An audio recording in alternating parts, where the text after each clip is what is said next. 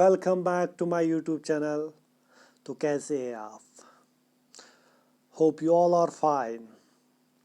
आज के इस वीडियो में मैंने लाए हैं कुछ important questions related to measures of central tendency और मेजर ऑफ डिस्पर्शन के बारे में।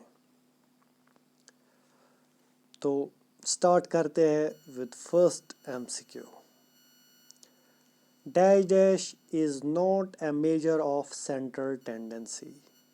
तो हमें बोलना है यहाँ पे जो ऑप्शंस दिए गए इनमें से कौन सा सेंट्रल टेंडेंसी में मेजर नहीं आता है। तो क्वेश्चन नंबर फर्स्ट का राइट आंसर है range. Let us move forward. The sum of deviations from the dash dash is always zero. Question number second का राइट आंसर है ऑप्शन सी मीन। ये questions very very important questions है।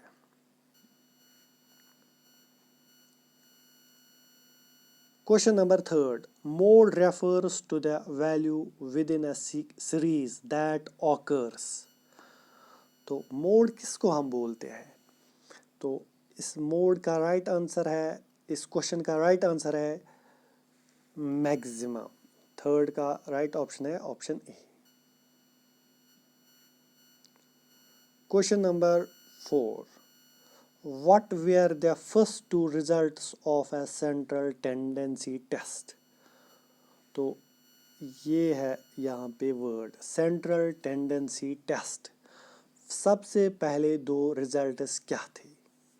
तो question number 4 का right answer है option A mean and mode. Which of the following is positional average? तो इनमें से कौन सा पोजिशनल एवरेज है? क्वेश्चन नंबर 5, तो इसका राइट आंसर है median. Question number 6. If mean and median of a distribution is 2 and 6 respectively, calculate the mode. तो हमें इस क्वेश्चन में मोड निकालना है। यहाँ से हमें मीन और मीडियन दिया गया है। तो इसके लिए हमें फॉर्मूला है, जो मोड होता है ना वो होता है बराबर 3 times median minus 2 times mean. तो इसको हम वैल्यूज पुट करेंगे 3। मीडियन क्या है यहाँ पे? मीडियन है 6 को 3 इंटू 6 माइनस 2 इंटू मीन क्या है यहाँ पे? मीन है 2। तो इसको हम सॉल्व करेंगे तो ये निकलेगा ये 18 माइनस 2 टू 4, तो ये यहाँ से 4, तो 18 माइनस 4 निकलेगा 14। Option C is the right answer.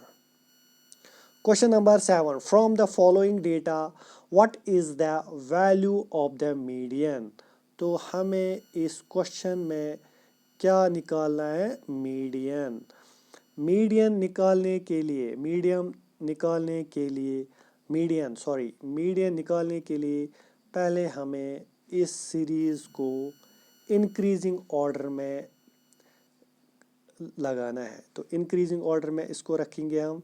पहले आ जाएगा 20, 21, फिर आ जाएगा 23, फिर आ जाएगा 25, फिर आ जाएगा 26, फिर आ जाएगा 29, फिर आ जाएगा 32, फिर आ जाएगा 33, फिर आ जाएगा 39।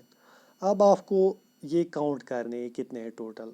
1 2 3 4 5 6 7 8 9। तो इस किस्म में जब ऑड नंबर्स होंगे ना तो ईज़िली हम क्या कैलकुलेट करते हैं? मीडियन। आपको पहले 4 छोड़ने हैं और लास्ट वाले 4 छोड़ने हैं, जो बीच में बचेगा वो होता है मीडियन। तो 26 इज़ द राइट आंसर। तो यहाँ पे एक फॉर्मूला होती है निकालने के लिए, वो होती है n प्लस 1 डिवाइडेड बाई 2। तो यहाँ पे कितने टर्म्स थे? 9 प्लस 1 डिवाइड बाई 2, वो हो गया फिफ्थ टर्म। जब आप इंक्रीजिंग ऑर्डर में जो भी फिफ्थ टर्म होगी that is the right answer. Late us move. What is the value of mode? तो इस क्वेश्चन में अब हमें क्या मोड निकालना है। तो मोड होता है बराबर मैक्सिमम टाइम्स कौन सा वैल्यू है, मैक्सिमम टाइम्स। तो अगर आप इस सीरीज़ में देखोगे ना, सबसे ज़्यादा टाइम्स कौन सा वैल्यू इसमें आपको नज़र आता है, तो मुझे लगता है 89। तो क्वेश्चन नंबर 8 का है option D. Let us move forward, find the arithmetic mean of the following. तो इस क्वेश्चन में हमें मीन निकालना है। तो मीन होती है बराबर sum of observation divided by number. तो यहाँ पे ऑब्जर्वेशंस कितने हैं, ये 5, इनका हमें क्या करना है, ऐड करना है, सम करना है। वो निकलेगा किसके बराबर, 12 + 14 + 18 + 20 + 36। तो ये कितने हैं टोटल, 5। तो आपको इनको ऐड करना है सबों को। तो ये निकलेगा किसके बराबर, 100 डिवाइडेड बाय 5। 5 और 20 किससे कटेगा, 5 1 से और 5 20 से। तो 9 का ऑप्शन बी है राइट आंसर।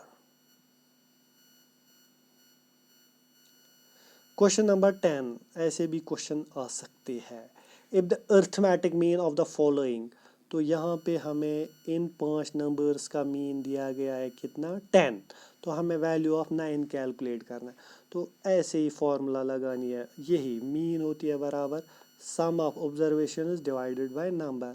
तो यहाँ पे हमें दिया गया मीन कितना है अभी, 10। तो ऑब्जर्वेशंस को हमें सम करना है, यहाँ पे 7 + 8 + y + 15 + 12 डिवाइड में कितने हैं ये 5। तो इसको इस और इसको यहाँ पे मल्टीप्लाई हो जाएगा, तो ये बनेगा 50। और इन सबों को हमें ऐड करना है, तो वो बनेगा, ये ऐड करके ये होता है 42 और आ जाएगा y। तो 42 को यहाँ हम भेजेंगे तो ये हो जाएगा सब्ट्रैक्ट। तो यहाँ से हमें वैल्यू निकलेगा 8। y का कितना वैल्यू है यहाँ पे, 8। Question number 11, the extent to which data is scattered about the zone of central tendency is known as। तो इसको हम क्या बोलते हैं, इसको हम बोलते हैं dispersion। In statistics of dispersion, the measure of dispersion can never be। तो क्वेश्चन नंबर 12 का राइट आंसर है ऑप्शन डी, नेगेटिव कभी नहीं होती है। Name the graphical method which helps us investigate the dispersion। तो क्वेश्चन नंबर 13 का right answer है option D, Lawrence curve method. Which one is the most widely used measure of dispersion। तो कौन सा इनमें से इस्तेमाल होता है वाइडली। तो क्वेश्चन नंबर 14 का राइट आंसर है option B, standard deviation. The scatteredness is in a data set is statistically called. तो ये रिपीट हुआ है, तो इसका राइट आंसर है ऑप्शन डी। तो 15 का राइट ऑप्शन है option D. Let us move, lowest value of variance can be.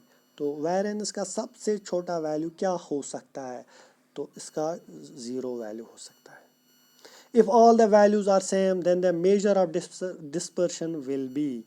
तो क्वेश्चन नंबर 17 का राइट आंसर है option B, 0। Single numerical fact is called. तो उसको हम क्या बोलते हैं, डेटम। डेटम। तो 18 का राइट आंसर है option C. The lack of uniformity और सिमेट्री इज कॉल्ड।